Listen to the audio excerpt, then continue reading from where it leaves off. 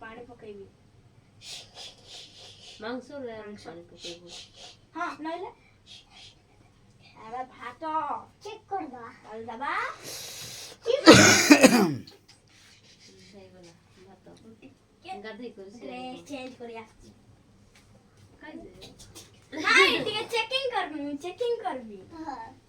ହେଇଛି କି ନାଇଁ ବୋଲି ହେଇଛି ହେଲେ ଆଣ ତଳେ ଆକା ହେଇଛି। अबे छाएंगे हम ଖାଇ କରି ସେମିତି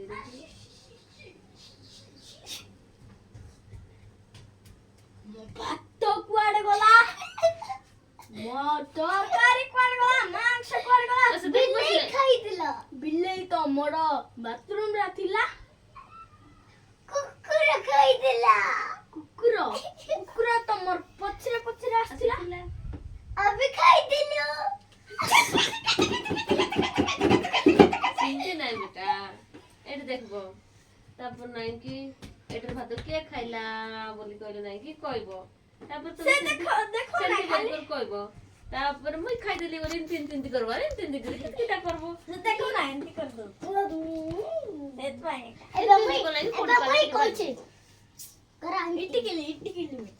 हाँ नहीं नहीं